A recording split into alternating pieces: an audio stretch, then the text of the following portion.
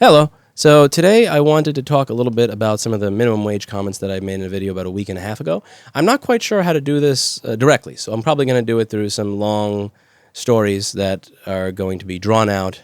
And so if you're looking for the 2 to 3 minute edited video, I would highly suggest clicking the X button.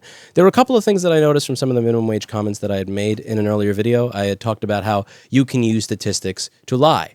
So what I said was there was somebody who had claimed that the minimum wage affects somewhere between 2 to 4% of all people in this specific country for more than 1 year at a time. And I said, okay, let's say that that is actually true. Let's say that your anti-minimum wage argument is correct, that it doesn't actually matter because you can easily skew statistics. And I used the example that when I worked at Modell Sporting Goods, once you worked for the company for 30 to 90 days, you were put into the mandatory union where you got a 17.5-cent raise. You would then be taken out of the pool of people who make minimum wage for more than a year as a result of that, but that doesn't actually mean there's any difference in your quality of life. 17.5 cents an hour it's 17.5 cents an hour, and it ain't 1882 anymore. 17.5 cents don't mean jack shit. So I was saying that even if somebody were to present an argument like that, while it would technically be factually correct, that it would not actually matter to me if that argument were presented, because it's not relevant to the actual experience of the individual who is making 17.5 cents over minimum wage. Now, there were a couple of things that I noticed about this and also about the other comments I've made on minimum wage. The first thing I noticed is that it is very easy for people to assign intention to someone who advocates for a specific policy. So, for example, if you advocate for higher minimum wage and I am against you, I would say, if I were one of the people that are like the people I'm talking about, I would say, okay, well, you clearly don't want people to have entry-level jobs. You clearly don't want people to learn. You clearly don't want people to get experience. And you clearly want people to be unemployed. So I would be strawmanning you by saying this potential negative outcome that could result from your policy is what it is that you actually are advocating for when you advocate for your policy. Or the flip side of that would be if, let's say, you were advocating for a very low minimum wage, I would say something, or none, I would say something like, well, clearly you want people to be slaves and you want people to be poor. So I would be strawmanning you there by saying you're advocating for this policy, therefore the worst possible outcome of that policy for people is what it is that you want to happen. I think it's really unhealthy. I think that when entering a discussion, you need to figure out if the person that you're talking to actually wants the world to be a better place or a worse place. And once you have established that benchmark, you have to believe genuinely that the other person you're speaking to wants the world to be a better place and wants people to be better off rather than worse off as an aggregate of all people. Because if you don't do that, then you're just insulting each other, and that doesn't get you anywhere. The second thing that I noticed is that people will make assumptions that that if you advocate for a specific policy, it is because you specifically want to exploit a loophole in that policy. So one of the things, anytime I had made a comment about my not being for a super high minimum wage, people would then make the assumption that the 10 or 12 people that I hire are making absolute minimum wage, which is very far from the truth. So I wanted to kind of respond to a lot of the questions that I got, because I got a ridiculous amount of questions, by telling you 2 stories and some of my opinions on those 2 stories. Again, this will be a very long and rambling video, so if you do not want that, please hit X and they will be gone. Now, so I would like to start this off with one of my first jobs. It was really difficult for me to find a job. I found a job at Modell Sporting Goods when I was 16 years old. It was my first real job, not me washing bikes or modding PlayStations to play copied games for kids in the schoolyard. But, I give them my working papers, I give them tax forms, they give me a real paycheck, and so on and so forth. I had looked for a job at many different places. I went to all the places that had signs, even the places that didn't have signs. I applied everywhere. I went on Craigslist. I went on, I went to all the different stores in my area just to see if they didn't have a sign, but they wanted to put up a sign, so maybe I should just go there before they put up the sign and see if there's a job for me. And I got a response from KFC. I got an interview at KFC, and then I went to Modell Sporting Goods where I was able to speak to somebody. And I said, honestly, I don't know if KFC is going to take me, but I would rather clean your window with a toothbrush than work in the kitchen at KFC, because I don't want to prepare fucking fried chicken. It's just, no. We're working in fast food kitchens is no. Nah, not for me. I'm not a good cook anyway, but I really don't want to work at KFC. So I wound up getting a job at Store 62 in Staten Island, where I lived at the time. It was about a mile or two away from where I lived, and it was a $6 an hour job. It was minimum wage.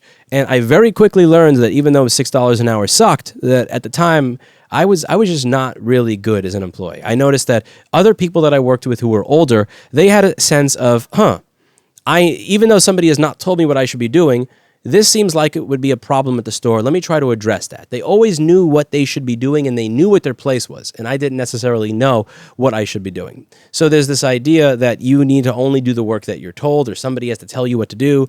But if you want to be worth more, you can look around, see what the potential problems are, see what the potential things that need to be done are, and then just address them. I had no idea how to do that. I had no idea how to speak to customers or random people that were not a friend or a family member or an acquaintance and just have a discussion with them. I was awful at it. I had no idea how to just have basic common sense and follow instructions or figure out what needs to be done, figure out a way to do it without somebody immediately spelling it out for me, and solve problems. And as time went on, I got much better at that as a result of working at this garbage little store.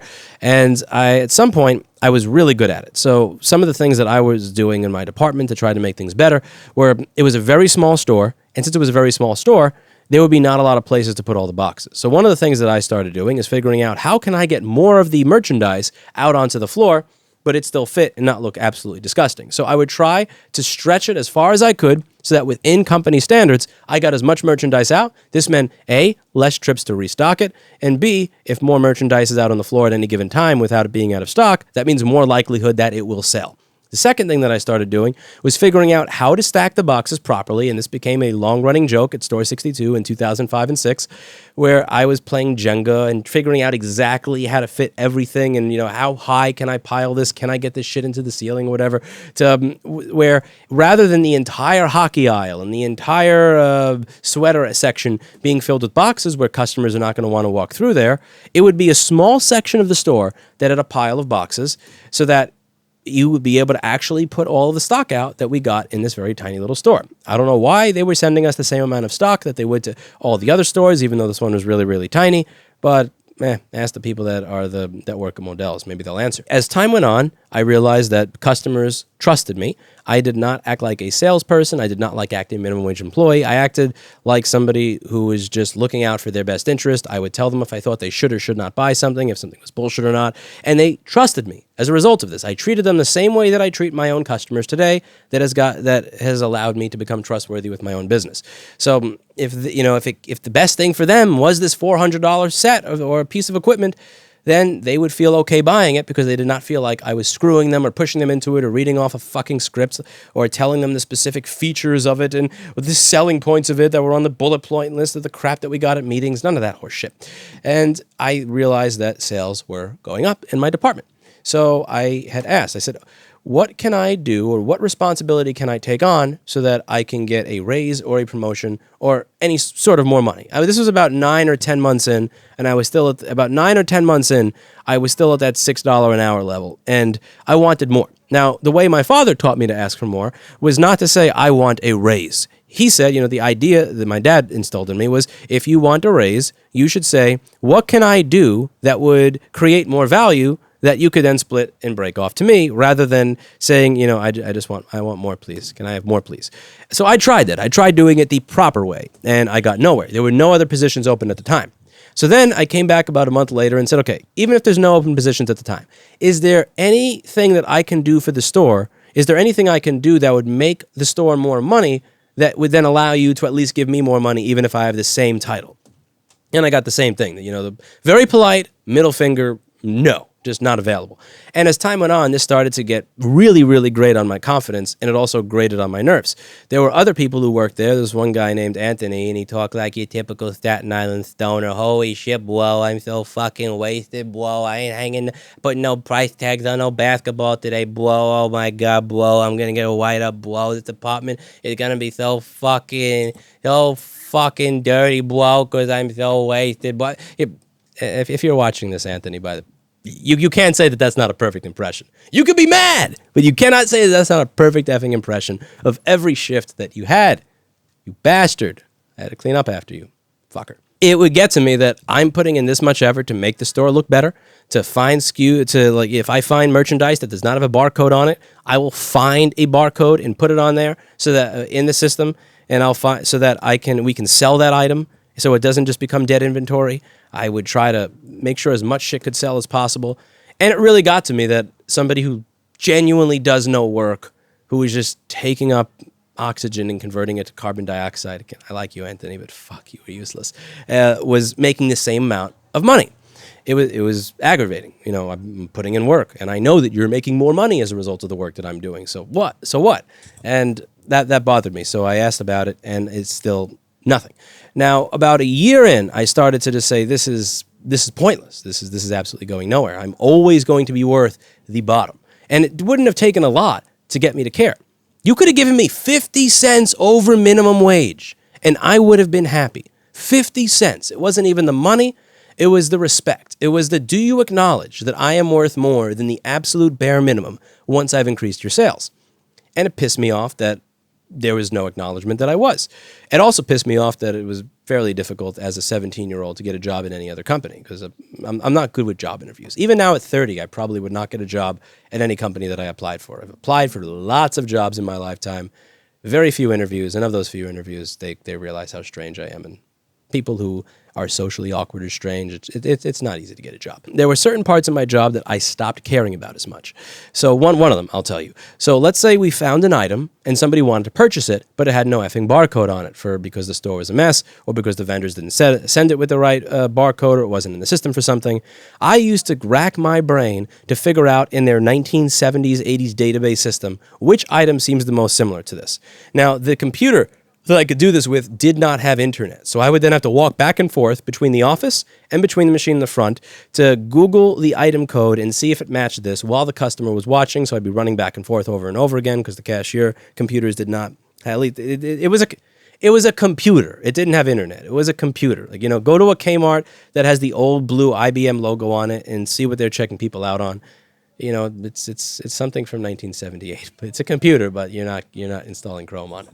But anyway, so I would want to find the accurate price, because I would not want the store to be ripped off, nor would I want the customer to be ripped off. I wanted the inventory to be perfect in a standard, when Paul works here and does inventory, Dilbert-like manner, make sure that it's exactly the right SKU. That is not the right product for that SKU. So I really cared. And what I realized is that why am I doing this? I am protecting Modell Sporting Goods' wallet by ensuring that is not dead inventory or sold for less than it's actually worth. But if I stay an extra 20 minutes to figure that out, that's 20 minutes. That's $2. After tax, it's like $1.70, $1.50. That's not worth me whistling my bus for. That's not worth me getting home an hour late for, $1.50. So I started to care less. If I could find the SKU, great. If I maybe found the wrong SKU, oh well. If you bought a $500 golf set and it wound up getting rung up as a golf ball because it's 8:01, it's time for me to go, so I'm just going to choose the first one on the list so that you can get out of here. That's what you got. Now, the reason I'm telling the story is my dad very much so disagreed with some of this, with my mindset here. So my father's idea was, if you accept a job, even if you accept it under shit conditions, for shit pay, for $6 an hour, and you're staying late, and you're doing work, and you are making the company tens of thousands of dollars more money per month in sales, if you signed up for it at that rate, you have to do a perfect job. That's where we disagree. I believe that you get what you pay for. So one of the things that people will say if they hear me say that I'm not for a super high minimum wage is they will assume that I mean that what my father is saying, which is you need to do a perfect job, even if you are getting paid like absolute dog shit.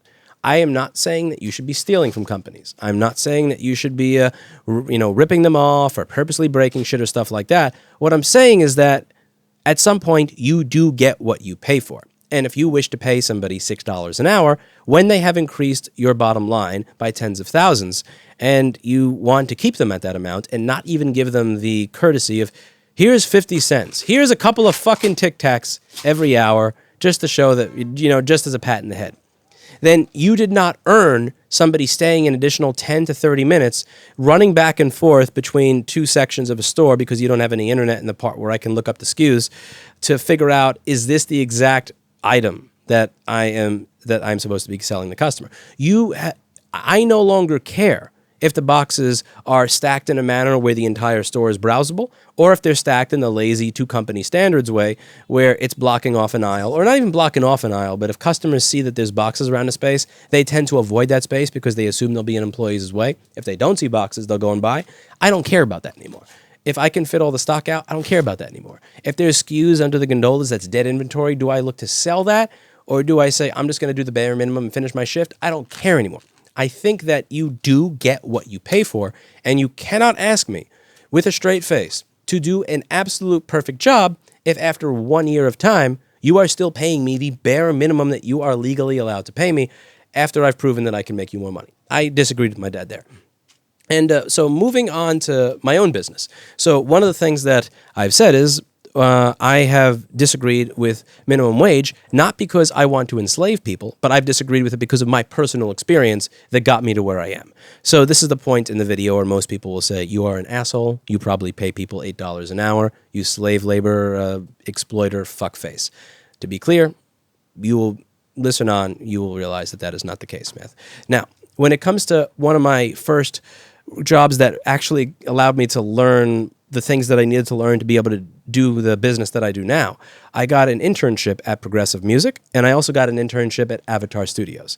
A legal internship in New York City is an internship where you are working in exchange for money or college credit. I was not in college when I got these internships. I sure as fuck was not making any money. That is not an internship that is going to work for no pay. This is not an internship by the legal definition of an internship. That was a job that I was not getting paid for. And then eventually there was a job that I would get paid for every now and then. They'd buy me lunch, they'd get me this or that. Or eventually at some point, Avatar hired me for, I think, $7.50 an hour, which at the time was a good like 10, 20 cents over minimum wage. Yes! But I digress. So I started working there, and I still had, even though I had worked at Modell Sporting Goods for about a year, I still had the problem of not knowing how to deal with high-end clients. So I could deal with the dude who walked in and asked about a baseball bat when I may not know everything about a baseball bat. I could deal with the person walking in who wanted to buy a weight set. You know what I couldn't deal with? Somebody who was paying $3,000 a day for a studio, who was paying $300 an hour for 27 orchestral musicians, who then wanted to know why something didn't work on their console and expressed that to me in a very stressed out, agitated, you fix it right now or I fucking dark side, a Michael Ironside, Omega beam your face off. Wait. That was something I had yet to learn. There were many things that I got to learn when I worked at Avatar Studios. I learned how to deal with people who are paying a ridiculous amount of money who expect to be treated a certain type of way. I learned how to anticipate client needs in the way that they would expect you to anticipate their needs when they're paying you fucking $3,000 a day. I learned how to not become overly stressed when dealing with a problem that I did not know the immediate solution to. There is a difference to dealing with a problem when you know the solution, but you know it's going to be a while to implement it, and when you're dealing with a problem where you need to know the solution 10 minutes from now, you have no idea what the problem even is, but you cannot let that stress get to you. There's a lot that I got to learn at Avatar. I got to work alongside some of the best in the industry, the best tech in the recording studio, fixing tape machine, fixing Neve VRPs or 8088s or J9000s, Ricky Began. He is by far the best, Ricky Began. I got to work alongside him almost every day. I got to work alongside some of the best recording engineers like Roy Hendrickson on a daily basis, who are not just amazing recording engineers from their, you can just browse through Roy Hendrickson's history. He also got to record my crush, Ruby Lewis, and the soundtrack to Cirque du Soleil.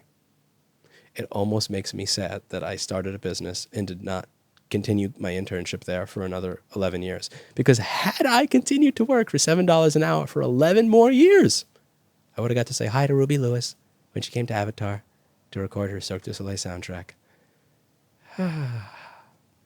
Anyway, so back to what was important. Ruby Lewis is important. So I got to learn a lot sitting next to these people. Roy Hendrickson was not just a good recording engineer. He was also an amazing technician. He created the entire cue system for the place. He could manage the technicians and fix the things that they couldn't fix. I got to work alongside these people who were at the top of their craft, best in field, best in class in their fields, and learn everything. There's something to be said for just the opportunity to be in the room with people who are best in their field. When I am sitting in the room in a best-in-class environment, with people who are all the best in their field, watching how they solve problems, even if they're not speaking to me about how to solve the problems. That's very valuable stuff. I learned endless amounts of information from this 6 months that I worked there. And I also learned quite a bit from progressive music, even if most of it was how not to run a business rather than how to run a business. But I learned a lot that I was then able to apply. So I did work for a very low amount of money. Well, I worked for zero, and then once I got hired, or I got approved, or they deemed I was good enough, I started making $7.50 an hour. Now, that $7.50 an hour, they kind of got what they paid for. I was a noob. I ripped traces on the SSL J9000 when I was replacing the bus switches. I dropped tubes to a $3,500 equalizer. I might have dropped the $3,500 equalizer. The Pultec EQP1, that was very bad. That doesn't work anymore, and that's because of me. I drank a little too much Chardonnay one night that may or may not have belonged to Rich Costi, who was recording music or mixing music at the time, and then fucked up some more stuff. I may have been acting like a fucking idiot teenager, because when you hire somebody for free, you kind of get a fucking idiot teenager. And part of the deal there was, I know I can't get hired anyplace else, because I've tried. And you know that the music business makes you no money, so you don't really want to spend a lot of money on new staff. Let's make a deal. I will learn from world-class people, and I will work for no money. In exchange, you have to heavily manage a teenager who probably is going to suck at their job, but will do a bunch of stuff that you need done. So when I worked there, there was not a single set of headphones that did not work. There were no bus switches on the console besides the ones that I fucked up the night that I got wasted on Chardonnay that belonged to Rich Costi. I owe Rich Costi a bottle of Chardonnay, by the way, if he's watching this. If you want to know why that shit disappeared in December of 2007, I never confessed for it, and the guilt has been killing me for 12 years now. But I digress. Besides that night, shit just worked. I would go through every single console, every single channel, every single knob of every single equipment in every single room, put music through it, make sure it worked. If it didn't, make a trouble ticket, then try and learn, work with the other techs who were too busy to do this shit on how to fix it. And the thing is, I got to learn a lot when I worked there and at the other place. Now, I started my business in about November of 2008 when I was turning 20 years old. So I was 19 years old. And I started my business at that time. And within months, right after the recession started, I was able to make for myself a sustainable income. I was making, I first started with 100 a week, 200 a week, 50 a week, then 100 a week, then 200 a week, then 400 a week, then 800 a week, then 1,000 a week, then 1,100 a week, and it kept going up. And the reason I was able to do that is because I was taught how to deal with these business situations. I was taught how to deal with clients in a way where I figure out, what is your pain point? I'm not just going to advertise what I do. What is your pain point? How can I advertise to your pain point so that you want to give me money rather than anybody else? I learned how to deal with difficult situations when, you may screw something up and you don't really know the solution to it, but you don't just give up or run away or do what the recording engineer, the assistant, did while he was recording Steely Dan's Gaucho and just ghost the studio. That's a great story if you want to check it out. Glamour Profession was this close to just not getting done. One of my favorite songs. One of the first songs to use a drum machine. And from 519, when Donald Fagen stopped singing, has a really pretentious but amazing ending. But, you don't just ghost when there's a problem that you don't know how to solve, or freeze and do this. Because that used to be me. I used to just, oh God, thousands of dollars are at stake here. Did I just ruin their data? Oh my God, what did I do? That freezing that occurs, I learned how to not do that. I learned all these skills that allowed me to start a business when I was that age and be successful with it. And before I started the Mac repair thing, I was also able to go to other recording studios as a freelance technician and say, for $75 an hour, I will make this stuff work. I had to do a few months of work for free at no money, but then without going to college or getting any sort of trade certification or anything, I could walk into a recording facility that had broken stuff and say, I want $75 an hour to fix this, and they would be willing to pay me for quite a bit of it, at least until they all went out of business in New York City. But that's, again, digressing. So it was a worthwhile trade-off. Now, I know that there are a lot of people out there who are probably where I was, where nobody wants to hire them. They don't have a skill set. They just know that they want to have a path and they want to get somewhere. So if I say that the experience that I had, if I genuinely advocate for that to be illegal, then what I'm doing is I'm cutting off a rung on the ladder where other people may want to follow in my footsteps. So I can't morally or ethically advocate for a rung in the ladder that I climbed on my way to success being cut off because the other rungs were not available to me. Temp agencies. I tried temp agencies. I got a job at a furniture store. I got fired from that because I fucked up the bail machine. Or the bail. I personally think the Staten Island Mall bail machine was a piece of shit that fucked itself up, but they disagreed with it. The bail machine, I'll fuck it for the sake of the video. I fucked up the bail machine. It stopped working. They got a fine for like $1,500 and I got fired. I tried getting a job at a place where I typed in the orders for Lowe's. So this was a company, I think 3P Delivery. They got the deliveries. They did all the deliveries for Lowe's in Staten Island. I got a job there, and this was really balling. I was $12 an hour. I know. I felt rich. I worked 32 hours a week, $1,000. Oh my God, $1,000 a month. I thought I was balling. But I got fired from that because I took 2 sick days, and they didn't like that I took 2 sick days. I had a 103 fever from that sucked. What else is there? Yeah, I can't remember all the jobs I've had right now, but it's been very difficult for me to get a job. So to be able to work at a place that not only was willing to tolerate my screw-ups, but was also willing to teach me and allow me to skip so many steps in getting ahead, that was a really great opportunity. There are people who are 40 or 50 or 60 years old who have been doing this their entire lives and may have not been as good a technician in that specific field as me, or they may have not been as good at business as I was, and it wasn't because I am some sort of genius. I am quite stupid. It was because I was able to sit in the room with people who are best in their fields and just be able to absorb and suck up as much as I can. So I feel really weird cutting that rung off I feel really bad cutting that rung off the ladder. Because if I say, well, that experience that I had was illegal because I was working for $7.50 an hour, or before that I was working for $0, that means that no job. Because if I have to say that, well, they say that person has to give you 15 to 20, they're not going to hire an idiot 18-year-old kid that has no experience, that doesn't know how to fix anything, that maybe drops a $3,000 equalize. They would not have trusted me. In fact, very few people at Avatar did trust me, and it was very bothersome. There was this one time that I had a module. It was a bus module to an SSL J9000 in my hand, and the shop in the back was very dry air. And it was also warm, so it was very easy to get dehydrated. So I walked out to the Studio B lounge. There was the closest one where I could fill up a little cup of water. So in my right hand, I was filling up a cup of water. And my left hand was the module. And this jackass actually goes to the manager and says, I saw one of the kids, I saw Lewis.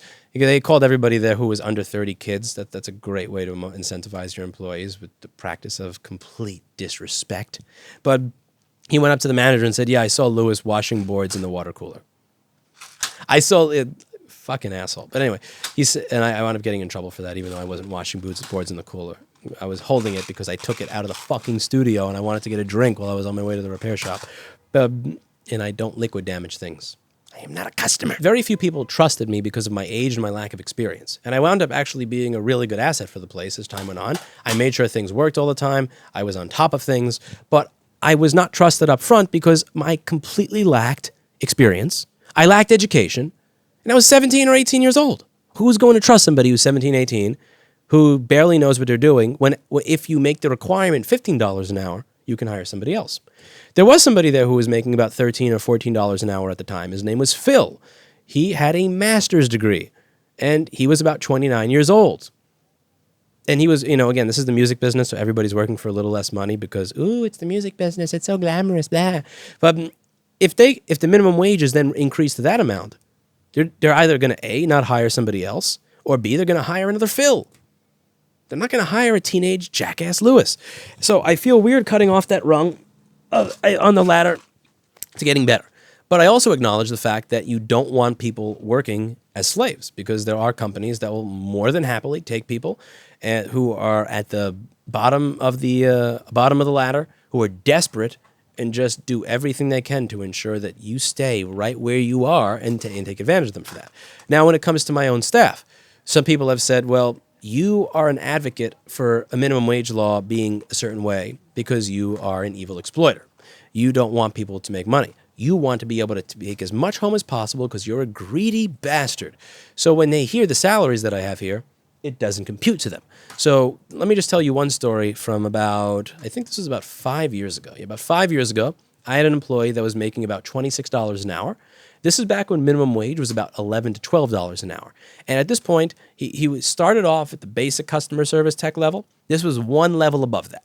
So he was one level above basic. He was at about $26 per hour, which is that's twice minimum wage. And that's frankly quite more than you would get for being one level above base customer service if you're working at any sort of repair franchise, any sort of repair shop that does what we do. If you're one level above base, you're probably not at that salary. But anyway, so this person was making about 26, and we had an inspector come in. Now, one of the things about New York City is that New York City really hates small businesses. When you see all that crap about, we don't want Amazon to come here and blah-de-blah-de-blah, I'm entering semi-facetious mode here, so for those of you who genuinely don't get sarcasm. But New York City much prefers the large businesses. They don't want the small ones. And let me tell you why. So when it comes to things like licensing, so let's just take licenses over here. Yeah, I'll show you my beautiful licenses up here. See, 1, 2, 3. So these are the licenses that I have in order to do electronics repair, in order to be able to sell electronics, and in order to be able to sell used ones and purchase used ones from customers. Because being able to sell used, being able to sell, and being able to fix, those are 3 separate licenses. Now, one of those licenses has a rule book that's about 500 to 900 pages. That's a lot of rules. I need to pay rent in one of the most expensive cities on earth. I need to pay employees who need to then make enough money to pay their rent in one of the most expensive cities on earth. So I need to be working at all times doing something that makes money. I did not have time to read the 500 to 900 page rulebook. And the way this typically works is that CVS, Duane Reade, Whole Foods, Amazon, Best Buy, PC Richards & Son, these are the types of companies that can afford to pay somebody $30 an hour as an HR manager or something to read that entire rulebook and ensure that you comply with every bullshit rule. Whereas if you are a small business, then you are not going to have the time to read a 900-page rulebook, because if you have to pay $4, $8, or $12, or $27, or $47,000 in rent and pay technicians $20 to $40 an hour, and you're just starting a business that you're bankrolling on your own money, if you're at work, you're fixing shit. You're making food, you're stocking shelves, you're dealing with customers, you're not reading a fucking 900-page novel from the city on every single code. So when you have a rule on page 4 or 600 in the book that says something like, license number must be on this part of the receipt and must be on this part of the business card, you might miss that, which means that the large business does not get fined, but the small business does get fined. New York City loves having ridiculously large rule books where only large companies can afford to actually even know what the rules are so that they can play by them. So I remember getting a fine in 2012 for about $1,000 from one of the individuals that just, there are people in society that don't have anything to contribute. They cannot repair anything. They cannot create anything. They don't know how to serve individuals. They don't know how to do anything of value. So what they do is they become inspectors for the city. And I don't know if this is still true today of the Department of Consumer Affairs. Things could have definitely changed. In 2012, when you meet the individuals who are doing the work, you can tell this is somebody who has nothing to contribute to society. And they come into the store, they ask for a copy of the receipt. They see the receipt, they see that the license number is not displayed on the receipt, even though the license is prominently displayed in the store, and they say, okay, that'll be $1,000 now. And they write you up for it, because that's just, again, they're not going to do that to Best Buy. They're not going to do that to Amazon. They're not going to do that to a large company. But they're going to do that to you because New York City likes fucking small business owners. There's actually a really interesting piece where they just decided to go through all of South Brooklyn and just find all these places that are assigned without a license. Just go 6,000, 6,000, 6,000, 6,000, 6,000, 15,000, and fine every single one of them. In de Blasio's Communist Democratic Republic of New York, you have to pay him to be allowed to do anything.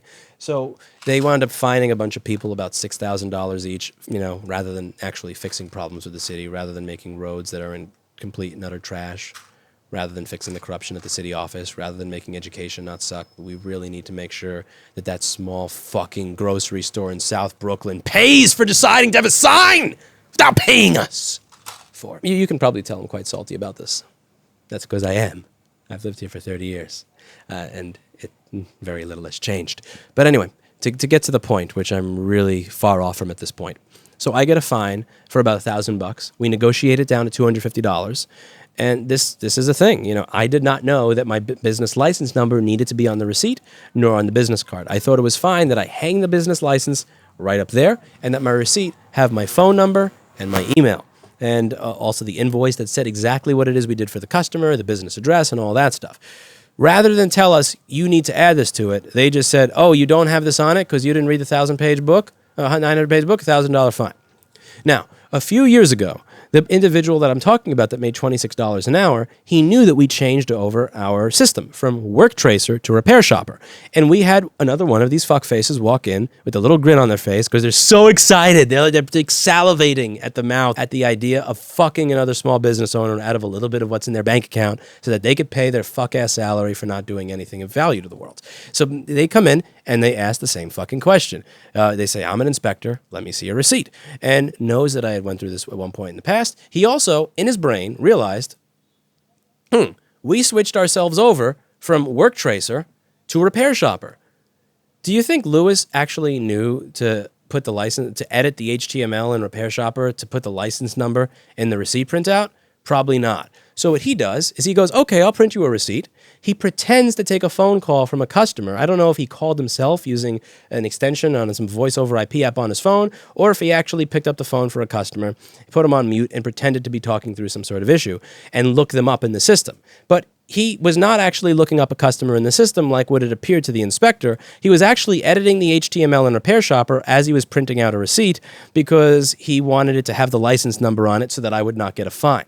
He also told the person, we never give out paper receipts, which is kind of bullshit. We only email them. So if I don't have a receipt book that I can give you, they're all emailed, so I have to find one and print it for you. That bought him time. Then he uses a little excuse to be pretend that the reason he's typing is because he's looking something up. And then he prints out a receipt, an invoice, that has the license number on it, and then I got no fines. Now, if she had fined me $10,000, or she had fined me $10, or she had fined me $0, it would have made no difference to my employee. My employee gets paid a set salary plus bonuses for when they do, when we meet certain sales targets, or just when I realize that it's been a really, really overworked time. Everybody's stressed. Here's some money. Thank you very much for all the work you did. His salary is not tied to this. When that fine is paid, that comes out of my bank account, not his. But he chose to treat my bank account as if it was his bank account. That employee chose to care about my store as if it was his store. He cared about my business as if it was his business. The same way that at Modell Sporting Goods, I cared about those SKUs and that dead inventory as if it was my business, up until the point that I did not. I believe that it is a good strategy to pay people well so that they care about your business as if it's their own. And I personally don't care if you say, this employee did not look up this specific SKU, so we lost $80. That's terrible. He didn't stay late to do this. If you're paying them $6 an hour. I firmly believe that you get what you pay for. And I disagree with my father's idea that if you take a job and you agree to it at a specific set pay, that you need to do that job for that specific set pay for the highest quality that you can for the rest of your fucking life. I think that there is not just personal responsibility on the employee to do a good job. I also think that there's personal accountability and responsibility on the part of the employer, that they need to realize if they pay you like shit, that you are getting what you pay for. If I were giving that employee $11 an hour, which I believe was minimum wage at the time, or instead of $26 an hour, which was over double minimum wage at the time, then even though this was based, customer service kind of stuff, that was his job at the time. If I did that, if I was paying him a shit salary and he decided to just print out a receipt and just do what they said and give it to them, rather than go through all that back alley horseshit to make it look like we had license numbers on the receipt all along, that would have been bad for me. I would have lost money. But I would not have been allowed to complain about that. I cannot ask you to care about my business as if it is your business. I can't ask you to care about my wallet as if it's your wallet if I'm giving you shit. And my father and I very much so disagreed on that. He thought, you need to do the best that you can at all times because you agreed to it. And yes, technically, the employee would have agreed to the shit salary. You did agree to it. But that also means the employer agreed that since they are paying minimum wage, that you get minimum effort. Minimum work. So when I hear people say, well, your opinions on minimum wage are because you want to be able to treat people like shit, it admittedly, it does kind of offend me, even when it's somebody that I don't know, because in my own business, in my own life, that's not the way that I operate. I don't pay I don't start somebody off saying, here's the absolute minimum, and I'm going to keep you there as long as you can, because I want them to care about what it is they're doing for me as if it was theirs. And they're not going to care that way if they're getting paid garbage. If they know that they are getting paid the absolute minimum that the law allows me to pay them, then they're going to do work knowing if this person, as my personal trainer would say, and that I agree with, is that if they could pay you less, they could. That's what minimum wage means. It means if I could pay you less than this, I probably would. I'm only doing this because the state has a gun to my head. That's not a great feeling as an employee to know that if your employer could pay you less than shit, then they would. I want Kevin to speak to customers as if they were his customers, not a store's customers. I want, Camille or Paul to do repairs as if those were his customers, not just shit that he had to do before he left at 7:59 at the end of the day. And I can't expect people to have pride in their work. I can't expect people to care about their work. I can't expect people, and I can't ask them to care that we get good reviews. I can't ask them to actually go out of their way to solve customer problems if I am paying them the bare minimum that I'm allowed to legally. And if you are a business owner and you are complaining about the fact that your employees don't seem to care, then the onus is also on you to see, well, am I paying them the bare minimum that I'm supposed to be paying them legally? Because if you are, by all means, you are allowed to pay that person that much money. You can say that that's a contract and we agree to it, but you also have to understand that you're getting what you fucking paid for. And as somebody who is a proponent of their just not being as high a minimum wage, or even there not being a minimum wage, it bothers me when I talk to people who agree with me on that one policy, but they agree with me because they actually want to pay people a shitty wage. I like minimum, and the reason that I am a proponent of this is because I don't want to say no to people who don't have experience. So the same way that that Avatar or Progressive Music didn't say, you're 17, you have no idea what you're doing. You can barely solder a Seymour into an Altoids can. I'm not fucking hiring you. I don't want to have to say no to people who email me on a regular, who say, hey, I just kind of want to learn and shadow you and maybe, clean up stuff around the shop. I've had a lot of people email me saying, I would be happy to work for you for free or a very reduced rate. I don't have experience, but I'd like to learn from you. And I have to turn those offers down because I am not offering them college credit. And if minimum wage is up to, I think, $13.50 or $15 an hour in New York City, and you know nothing about the field, I have no reason to give you $15 an hour. If you cannot bring me any value, then if you can't bring me that amount of value and I don't have any open positions at the store, then I have to say no to that. Even if I think you would be a good apprentice, even if I think you learned something from it, even if you are cool with making nothing in return for learning stuff in return, I have to say no to that. That bothers me.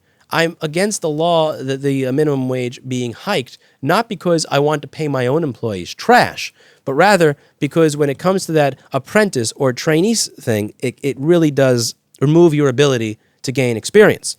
And then it winds up pushing you into a paid arena for gaining experience. So somebody may say, well, doing work for free to get experience is bullshit. And okay, let's say that I agree with you. Doing work for free to get experience is bullshit.